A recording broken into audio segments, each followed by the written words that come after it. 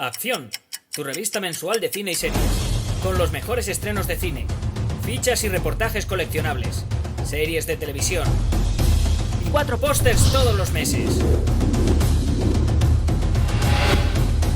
Búscala en tu kiosco.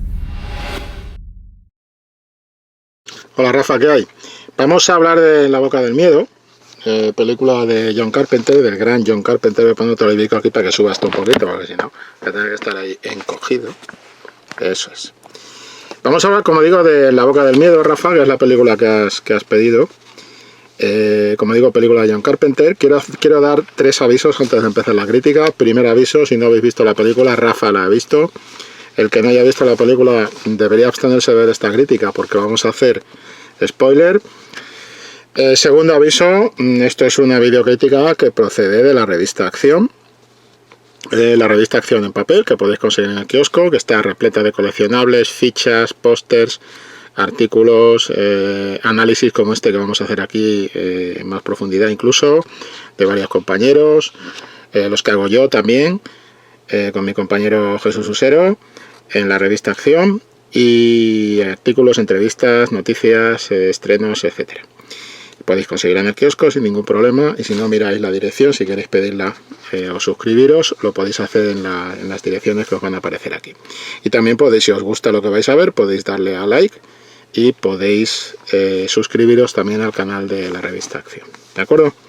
Bien, pues hechas todas estas advertencias así en bloque para quitárnoslas de en medio. La Boca del Miedo es la película que cierra la trilogía de la catástrofe de John Carpenter. El bautismo no es de la crítica, sino del propio John Carpenter. Él la denominó trilogía del apocalipsis, y esto comienza con La Cosa en 1982. Después prosigue con El Príncipe de las Tinieblas, su película, por decirlo así, si queremos, cercana un poco al argumento de corte de encuentro con Satanás de películas como El Exorcista o La Profecía, de 1983, y culmina en esta película de 1995, y es, bueno, la trilogía de la catástrofe, la trilogía del apocalipsis, es la trilogía del fin del mundo, en fin, este tipo de cosas, ¿no? Aparte de eso, yo creo que la película por sí misma tiene muchísimo interés, y ya desde el comienzo te agarra completamente con esa música también trabajada por John Carpenter y por Jim Lang, y con la manera de absoluto clasicismo de trabajo con el cinemascope que tiene John Carpenter. Te agarra desde esos títulos de crédito de la película, con la música a toda pastilla y las rotativas, las imprentas, funcionando para dar como resultado el libro que da título a la película. Hay que decir que el título de la película sería En la boca de la locura, o en las fauces de la locura, y no En la boca del miedo, como la titularon en España. Y esto es interesante porque claramente establece desde el propio título una vinculación de la película con el escritor H.P. Lovecraft, y con su obra, que es En las montañas de la locura, porque toda la película va a girar en torno al planteamiento del horror que hace Lovecraft en sus cuentos cortos, en sus historias de terror. El propio Lovecraft tiene un análisis del género de horror en cuanto a autores, antecedentes y todo esto bastante interesante, y evidentemente es un referente central en la película, hasta el punto de que podríamos decir que lo que en España se tituló En la boca del miedo es una de las mejores adaptaciones de lo que era el concepto del horror de Lovecraft. Y la otra, que sería la otra mejor adaptación, también es de John Carpenter, y también está en la trilogía del apocalipsis o de la catástrofe, que es La Cosa, de John Carpenter, en la versión de John Carpenter.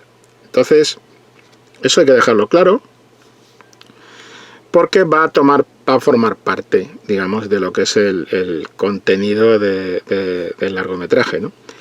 Pero, ¿cómo te agarra John Carpenter desde el principio? Como digo, con ese uso del cinemascope, como en los dos, después de esos títulos de crédito en los que se ve funcionar las máquinas y tal, y dar a luz el libro es como un parto.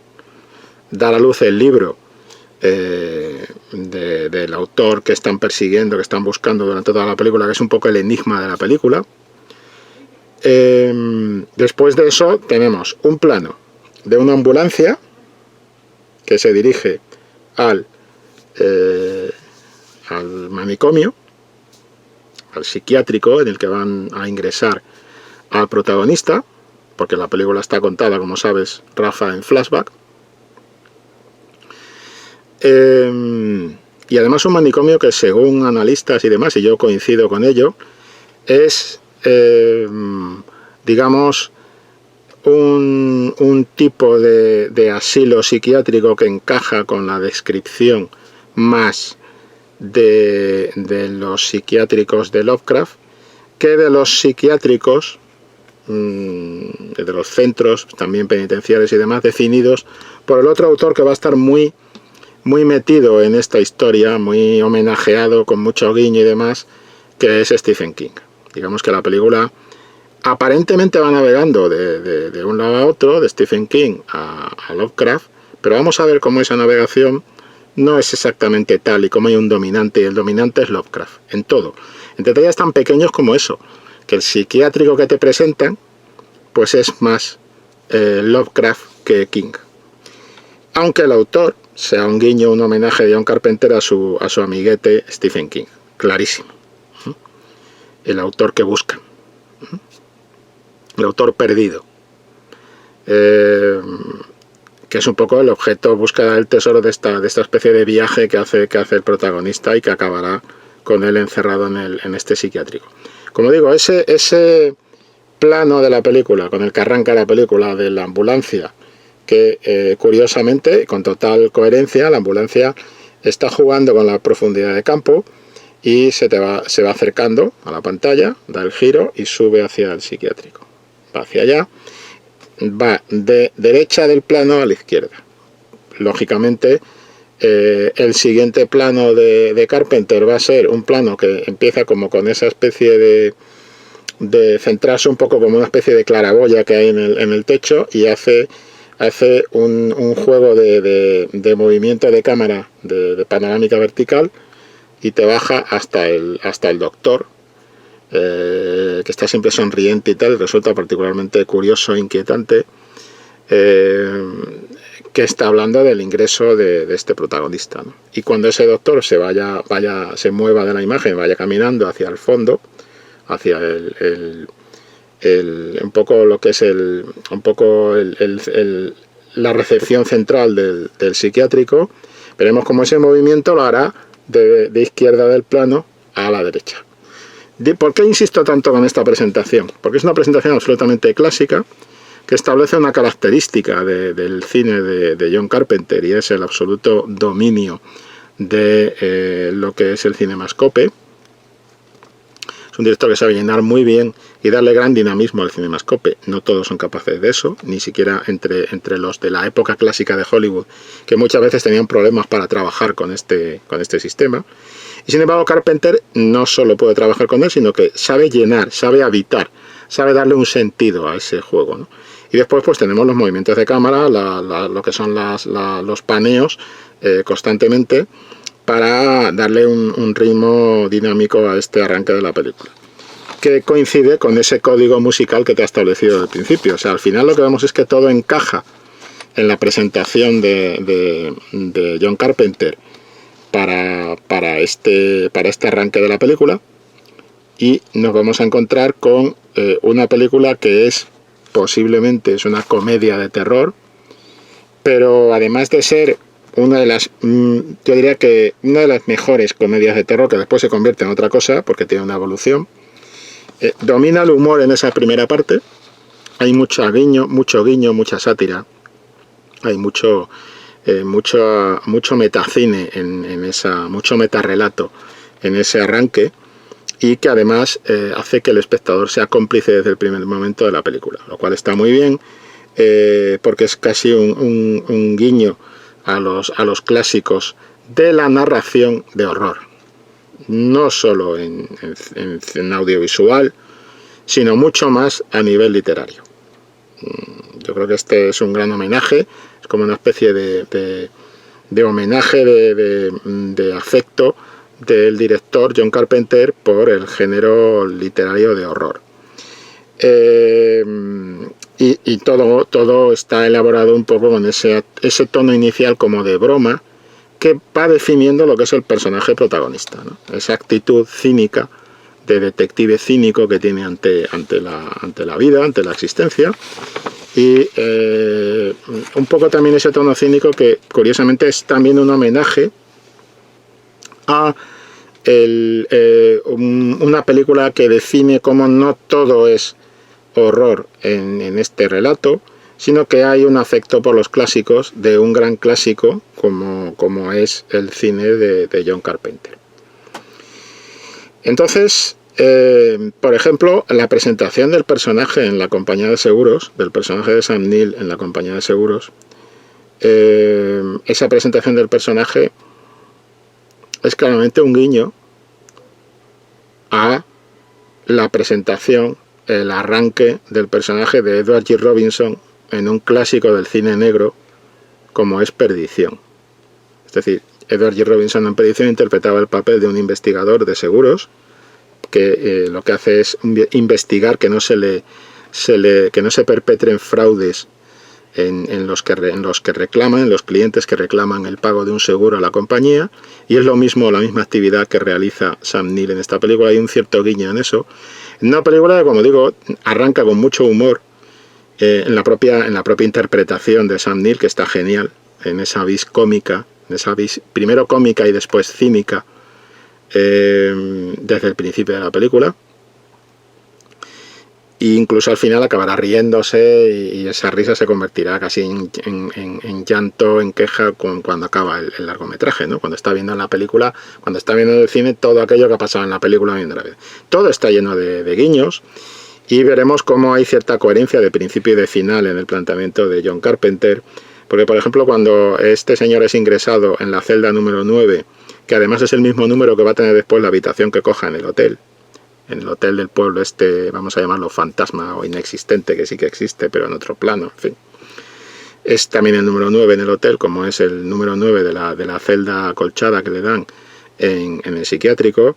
Cuando él se acerca a Sam Neill, se acerca al protagonista, Trent, se acerca a la ventanilla esta que tiene, el ventanuco que tiene la celda, y dice, yo no estoy loco y tal. Y de repente Carpenter pues inicia un paneo por otras celdas y empiezan todos los de ese pasillo, todos los enfermos ingresados en ese pasillo, y empiezan a gritar todos, yo tampoco estoy loco y tal. Bueno, pues cuando inicia el paneo, el que dice yo tampoco estoy loco es el propio John Carpenter, y después va un poco ese recorrido. Al final veremos que cuando el protagonista, después de que haya estallado ya el apocalipsis, tal, están las calles medio vacías y si no habitadas por sombras y tal, seres humanos, vamos a llamarlos mutantes o algo así, deformados y todo esto, se mete en el cine a ver la película que se basa en el libro, que es el libro un poco, es no es un MacGuffin, porque el libro finalmente va a ser fundamental para que se extienda la epidemia de locura en todo el mundo, ¿no? Pero cuando va a ver la película, antes se parará en la marquesina del cine y verá que la película que se basa en el libro que ha estado persiguiendo este protagonista por toda la película es una película dirigida por John Carpenter. O sea, el guiño Carpenter está un poco ahí presente, esos cameos, pero es que además hay una broma cuando él está ya también en la escena, cuando le ingresan, y de repente el médico este que nos han presentado al principio pues prende la música. Es una música, se supone, que para mantener a los enfermos tranquilos y tal, y empiezan a sonar los Carpenters, y que es el dúo clásico americano de música, vamos a llamarla música meliflua. Tiene muchos seguidores, con todos mis respetos para ellos, y entonces es una música pues como que se pretende tranquilizadora y tal, pero son los Carpenters. Y encima el propio protagonista dice, no, y encima los Carpenters. Es decir, es como una broma y un guiño constante del director, a lo que hay que añadir, cuando llega al pueblo el protagonista con la chica de la editorial, interpretada por Julie Carmen, cuando llega al pueblo van a empezar a sucederse una serie de guiños casi en un código de cascada, ¿vale? Visual, y aparece un perro, guiños a obras de Stephen King. Aparece un perro, Cujo, aparecen los niños, los chicos del maíz, aparece el hotel, donde dicen, el propio Sam Neill dice, ya veo, el hotel es la novela. El hotel era la novela, es claramente El Resplandor. Es decir, hay una serie de guiños a distintas novelas, distintos argumentos, personajes de Stephen King, pero esta especie de broma, este código de bromas del director, podríamos decir que forma una capa de los referentes de la película. Estas bromas del director a Stephen King y de su participación, digamos, dentro de la propia película, bien sea como ingresado en el psiquiátrico, bien sea como director de la película en la que se basa el libro Maldito y tal, que es claramente una alusión al Necronomicon de Lovecraft. Esto es una primera capa, la capa más superficial de guiño que pueda entender el espectador y tal.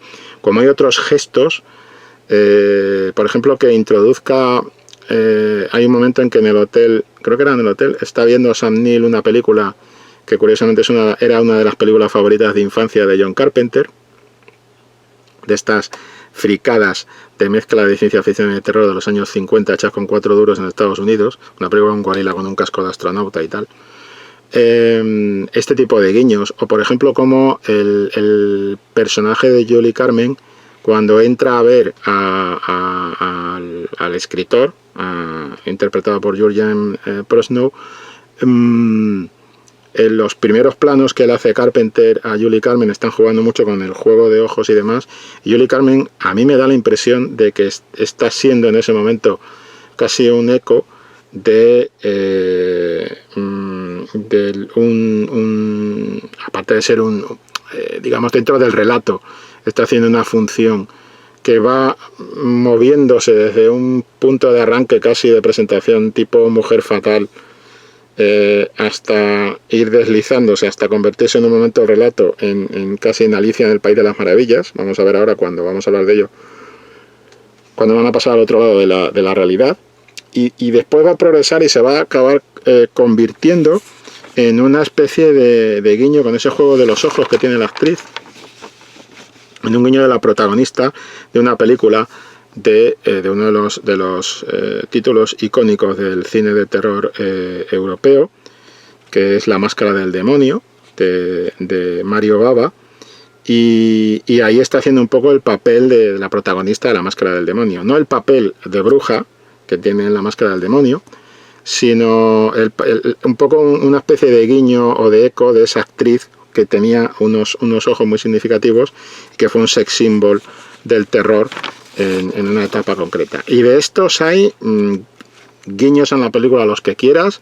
Seguramente, Rafa, tú has identificado muchos más, pero se van filtrando en lo que fundamentalmente es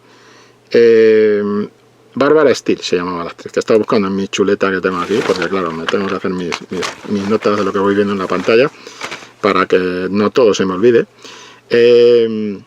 Bárbara Steele. Bien, pues hay muchos guiños de este tipo en la película, pero esos guiños no deben de hacernos olvidar que lo que fundamentalmente es esta película es, primero, esa declaración de amor, esa declaración de afecto del director por el género de horror, sobre todo en la literatura, y después un homenaje a Lovecraft. Hay múltiples referencias a la obra de Lovecraft, que se ponen por encima finalmente de la de Stephen King. Y no solo que los bichos que puedan aparecer en la película, o no solo la mención de los antiguos no solo la forma en la que se habla del libro como un instrumento del mal, que tipo Necronomicon, no solo el propio título de En las montañas de la locura, En la boca de la locura, todo en general, todo el contexto, todo el juego que hay del pueblo. El pueblo está el horror de Dunwich, de Lovecraft, las ratas en las paredes, cantidad de cuentos. Incluso hay frases que se citan como parte de la obra del escritor perdido al que interpreta Jurgen Prochnow, que están sacados de las propias novelas de Lovecraft. O sea que, digamos, esto es un poco el cemento en el que se asienta realmente la película. El tema de los chistes, los guiños, ese forma parte del juego de Carpenter con el espectador, que siempre lo tiene, pero igual que eso de introducir que la película comience siendo, comienza con el ingreso en el psiquiátrico, claramente está anticipando una cuestión de fabricación de lo inquietante, este tipo que pinta cruces y que se pinta cruces por encima y tal, y que está completamente enajenado. Pero después de eso vamos a pasar a una presentación de cine negro, ya lo he dicho, y vamos a dar un recorrido de cine de intriga, de qué ha pasado con este escritor, en el cual además uno de los, para que veamos lo bien que maneja esa relación de aspecto, el espacio dentro de su película, los encuadres, lo bien que utiliza Carpenter por ejemplo, la presencia de Charlton Heston. Cuando ese encuadre está Charlton Heston sentado y tal, y el propio Sam Neill hace una broma porque el personaje de Charlton Heston, el editor de los libros del escritor perdido, les dice a todos sus colaboradores que se marchen y tal, y dice, qué impresionante, dice el propio Sam Neill, el personaje de Trent. Estaba a punto de irme yo también, es decir, estoy delante de Charlton Heston, es decir, probablemente esta película sea uno de los últimos grandes trabajos sólidos, en cuanto a personaje me refiero, en el cual se utiliza bien a Charlton Heston. Porque sabemos que a Charlton Heston se le mete en muchas partes. El propio James Cameron lo metió en Mentiras Arriesgadas, con un personaje muy divertido, que también era un guiño, y que era un guiño al personaje de Nick Furia de los cómics de Marvel, el auténtico Nick Furia, no este que nos han puesto últimamente, que no tengo nada en contra de ese cambio, pero Nick Furia es Charlton Heston, o sea, lo más parecido al Nick Furia de los cómics de Marvel, te lo encuentras en Mentiras Arriesgadas de James Cameron, en el personaje de, creo que se llamaba Spencer Trilby o algo así, en la película de Mentiras Arriesgadas, que es el jefe de Arnold Schwarzenegger, ¿no? De los espías estos, en Mentiras Arriesgadas de James Cameron. Bien, pues eso es otro papel donde a Heston le sacan el jugo, ¿no? Pero, por ejemplo, después te encuentras muchas películas donde está Charlton Heston y está ahí casi como de pegote, ¿no? Como son cameos que dices, bueno, un poco semi-oportunistas y tengo a Charlton Heston en el reparto. Y sale Charlton Heston y dice, hola, y se va, prácticamente. O sea, no tiene un papel de peso o no están los personajes muy bien construidos. Están construidos en base a este Charlton Heston, que eso está mal. No, aquí Charlton Heston interpreta a un editor poderoso, un editor que sirve en cierto modo también, es casi como uno de los profetas del mal, no porque sea perverso en sí mismo, sino porque quiere dinero y es el que vende los libros y demás, pero ni siquiera se los lee porque dice que no tiene estómago para ello. Tiene un papel que le da riqueza, o sea que utiliza bien a Charlton Heston, no solo visualmente, sino también en el diálogo. Y yo creo que es uno de los últimos trabajos de este hombre, así como interesantes y útiles y prácticos y válidos para la historia dentro de su filmografía de último término. Entonces, todo esto son los guiños, las bromas y tal. Igualmente tenemos, cuando aparece David Warner al principio, que es el médico este que acude a hacer la visita al protagonista cuando está ingresado, y este empieza a contarle la historia, pues tiene ese juego, está en un rol que es el rol que habría interpretado Vincent Price, por ejemplo, en cualquier cinta clásica del terror, no tanto en clave protagonista, sino como una especie de, por decirlo así, de aporte de testigo, ¿no? Más en la línea de lo que, por ejemplo, el papel que interpretó Vincent Price en La Mosca, de Kurt Neumann, en la primera versión de La Mosca, no la de Cronenberg, la versión dirigida por Kurt Neumann de los años 50, ¿no? Donde está como un papel vehículo, ¿no? Para que se pueda contar la historia del personaje, siendo Vincent Price una de las claves del terror. Pero quiero decir que todo este juego está sustentado sobre este juego de guiños, sobre una idea. Y esa idea yo creo que está muy bien explicada en dos momentos de la película que son clave. Por supuesto, toda la película es una reflexión, por eso hay tanto metarrelato en toda la película. Es una ficción que reflexiona sobre la ficción y la realidad, sobre el papel de la ficción en la realidad, y sobre el papel de la realidad en la ficción, y qué es real y qué es ficción, y cómo, y lo dice en uno de los dos momentos que voy a destacar, que es el viaje que hacen por la noche, la conversación que tienen en el coche, cuando va conduciendo Sam Neill por la noche, en la carretera, están rodeados de oscuridad, y en una carretera de estas baldías, de las muchas que hay en Estados Unidos, y de las muchas más que hay en las ficciones de horror estadounidenses. Y el diálogo que están manteniendo los personajes están hablando de un poco del papel de la realidad y de la ficción, ¿no? Entonces tengo aquí concretamente lo que eran los diálogos, y en el diálogo concreto de Julie Carmen, ella le dice a él, dice: cordura y locura pueden intercambiarse si los locos fueran mayoría. Que encaja con el argumento de la película, que encaja con lo que te están contando, pero que evidentemente es una reflexión que va más allá incluso del propio género de terror, y que va un poco a hablar de lo que de las relaciones que tiene la ficción con la realidad y la realidad con la ficción, y del efecto que tiene la ficción en la realidad. No voy a entrar aquí en explicar, porque no es el caso ni es el lugar, pero estaríamos en las 4 estaciones del horror, que son un poco los 4 pasos del género, para construir obras del género, para construir relatos del género, pero sí que, como toda la película es un homenaje a la literatura, necesariamente tiene que preguntarse por de dónde salen estas ficciones y a dónde van a parar estas ficciones. Y yo creo que esto es lo que hace que la película tenga, más allá de su excelente presentación visual, más allá de su buena resolución argumental, su buen ritmo, su interés como una especie de ejercicio de metarrelato dentro del género de horror, y todo esto, y más allá de que está muy bien dirigida, bien interpretada, etc., la película tiene este contenido de reflexión sobre las ficciones y sobre el origen de las ficciones. Esto por un lado. Pero bueno, y después hay que decir que después de esta conversación entre ella y él en el coche, ella va de copiloto, él va conduciendo, vemos, pasamos al plano en el cual ella va conduciendo y él ya va dormido, sigue por la noche, sigue ese viaje, y ese viaje va a ser clave porque es el viaje del paso al otro lado. Es casi como un viaje de Alicia, es como si ella fuera Alicia en el País de las Maravillas y estuviera siguiendo a un conejo blanco, que es el chico este de la bicicleta, que después se va a convertir en un tipo con todo el pelo blanco y tal. Y ella va siguiendo a este hombre, y vemos que cuando pasa el chico de la bicicleta, que además va haciendo ese ruido recurrente, que es un ruido con el naipe en los radios de la rueda de la bicicleta, de la rueda delantera, va haciendo un ruido casi de bucle, ¿no? Y va girando la propia rueda de la bicicleta y tal. Se lo encuentra una vez de espaldas y después se lo encuentra de frente. Y cuando se lo encuentra de frente es otra cosa distinta. Está pasando al otro lado. ¿Está pasando al otro lado de qué? De la cordura, de la ficción, de la realidad a la ficción, de la realidad a la fantasía.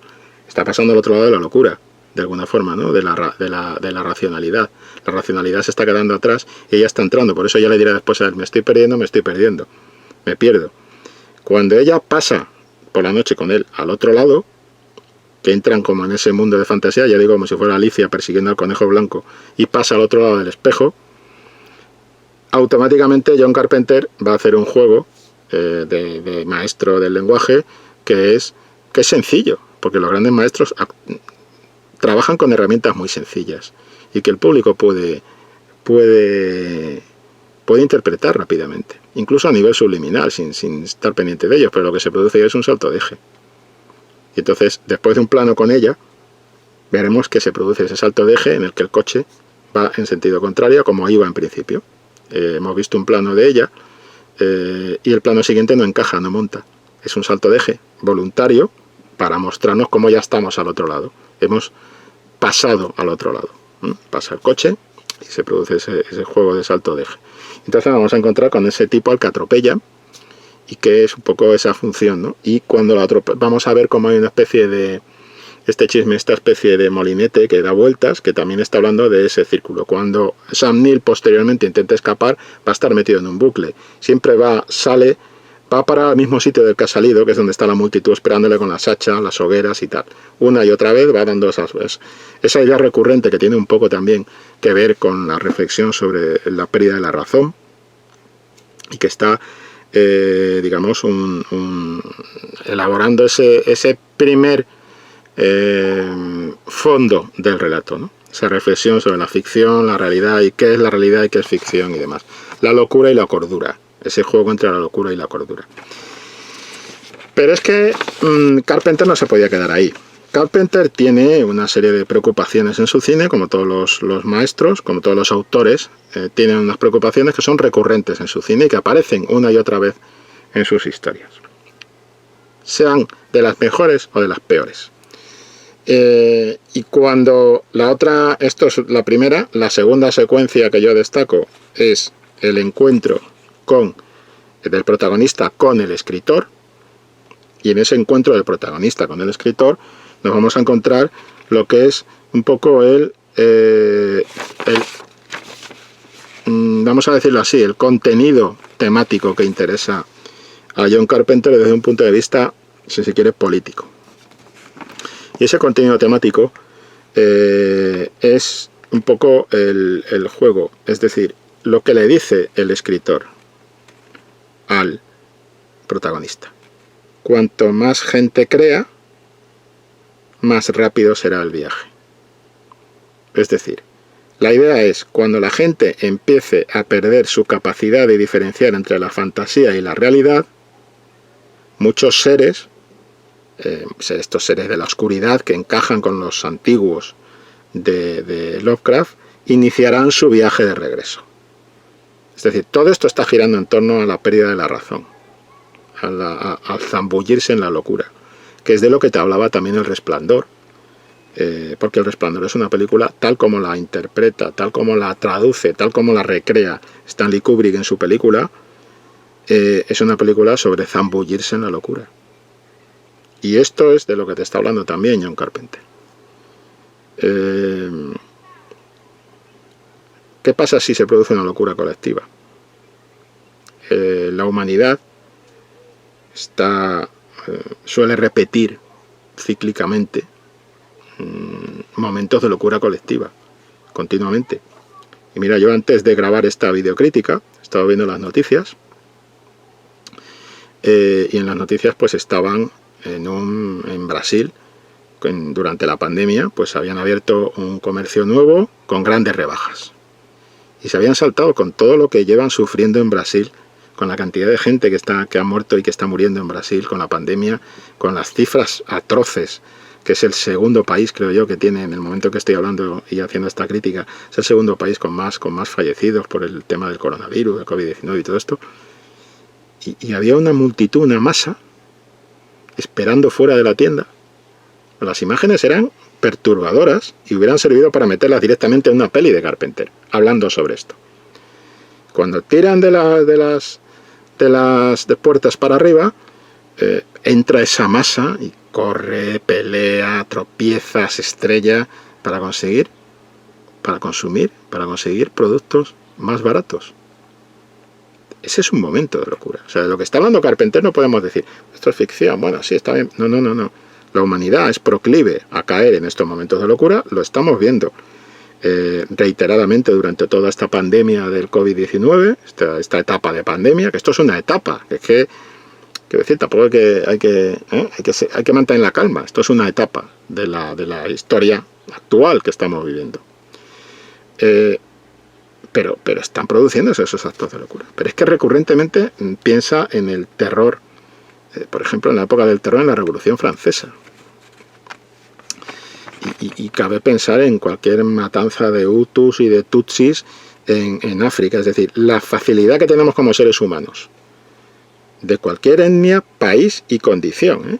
O sea, aquí no se establecen diferencias. La facilidad que el ser humano tiene para zambullirse en la locura, en la vorágine de la locura, en el caos, es de lo que te está hablando la película. O sea, es lo que le dice ella.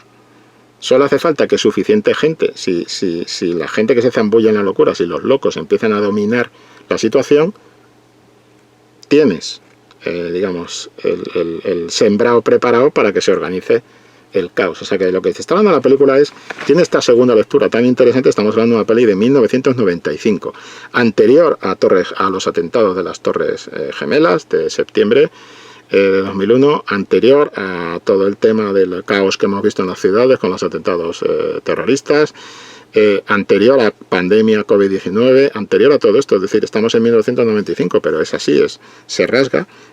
Hay una imagen que a mí me gusta mucho de la película, muchísimo, porque dice muchas cosas con muy poco, y es cómo cuando el protagonista va evolucionando y se encuentra con los carteles en ese callejón por la noche, se encuentra con los carteles del libro, con los anuncios del cartel del libro del escritor perdido, y ve que hay como una y empieza a arrancar el papel e intentar ver qué hay detrás.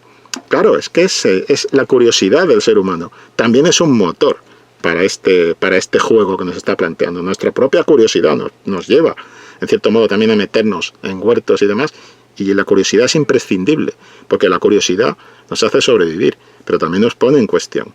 Y al final vamos a ver cómo la propia realidad se convertirá cuando el escritor perdido se arranca la cara y vemos que hay una nada detrás, y que lo que sale son como un papel escrito a máquina donde estuvieran las letras de un libro, ¿no? Es decir, como si fuéramos simplemente una ficción, unos personajes de ficción, lo cual es una reflexión terrible, ¿no?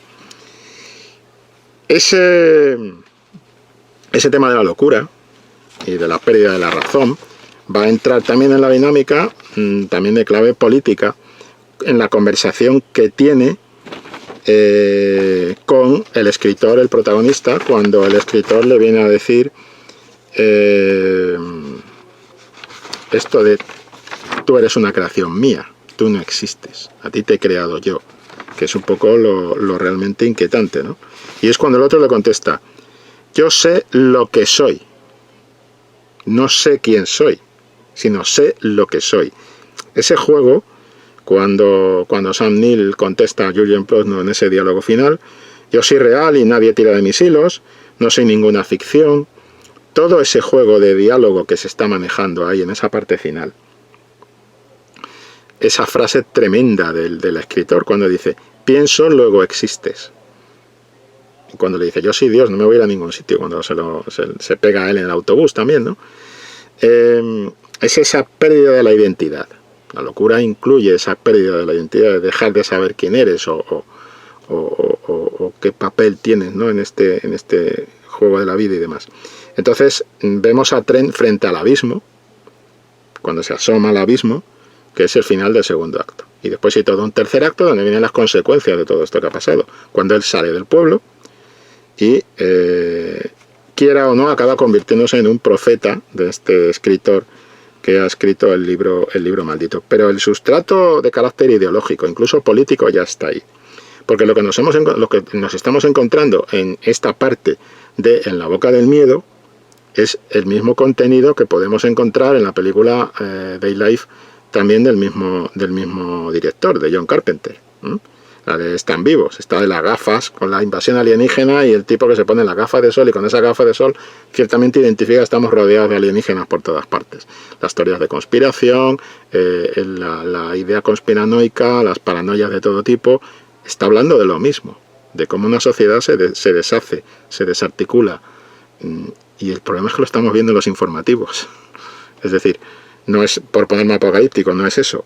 Son etapas de locura recurrente de la humanidad. La facilidad que tiene la humanidad para entregarse a la locura. O sea, que de esa manera de decir, esto es real, esto no es real, cuidado con lo que le dice ella. Solo hace falta que el suficiente número de gente que haya perdido la razón acabe imponiendo lo que es la realidad y lo que no. Eso es el contenido que hace que esta película sea más rica todavía de lo que ya sería como un ejercicio de homenaje o de cariño, de afecto por el género de horror. Y después hay un momento muy interesante en la película, es el momento en el que, por la elección que hace John Carpenter de cómo contarlo, cuando pone a Trent frente al abismo y ella se pone a leer el final del libro.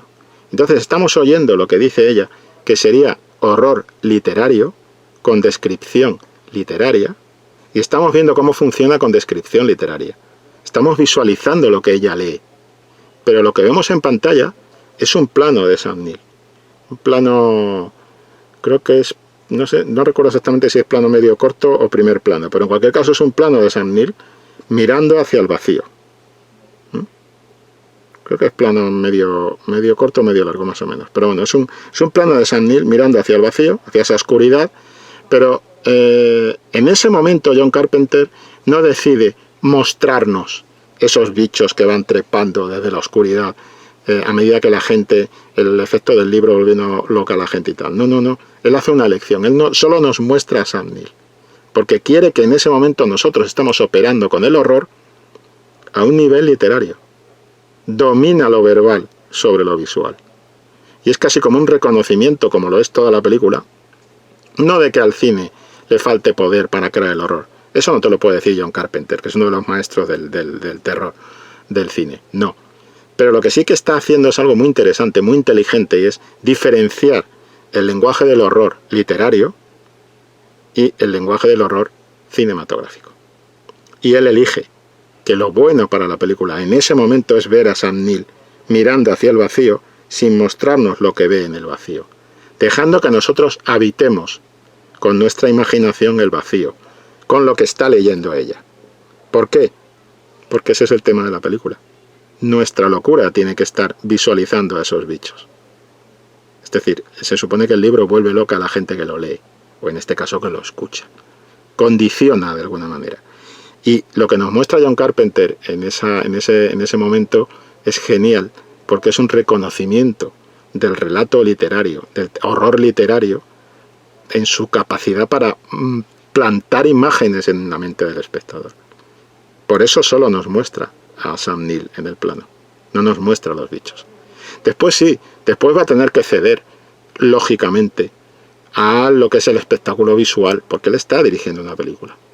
Y entonces vamos a ver cómo Sam Neill sale corriendo por ese pasillo y empiezan a aparecer, vamos a empezar a ver aparecer los bichos y tal, así, primero en como desenfocados, después solo unos trozos de los bichos, y hace un esfuerzo enorme por mostrarlo, solo muy brevemente, de cuerpo entero y en masa, que no podamos realmente percibir, no tengamos tiempo para percibir realmente, porque él no quiere materializar lo que nos ha mostrado literariamente, lo que ha leído Julie Carmen. Entonces eso a mí me parece un momento genial de reflexión sobre el horror literario y sobre el horror cinematográfico, que es el cemento que construye esta película, ¿no? Y ya digo, una película pues de las mejores en su género, y una película fundamental. Yo pienso que es mejor que El Príncipe de las Tinieblas, y creo que es una excelente compañía, que es la otra componente de esta trilogía del Apocalipsis o de la catástrofe y tal, y que es una excelente compañía para La Cosa.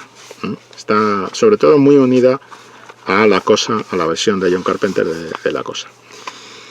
Y bueno, pues simplemente, Rafa, darte las gracias por haber pedido esta videocrítica de esta película. Espero que te haya interesado lo que he estado comentando sobre la misma. Y muy buen criterio a la hora de elegirla, porque esta es una de las grandes del terror de los 90, pero vamos, por goleada. Y como ves, siempre que hay metarrelato, siempre que hay reflexión, siempre que hay respeto por el espectador, salen cosas muy buenas. Las películas malas, inevitablemente, son las que piden el respeto por el espectador, como socio del viaje que nos propone una película. Y eso no le pasa en La Boca del Miedo, sino todo lo contrario, desde el principio.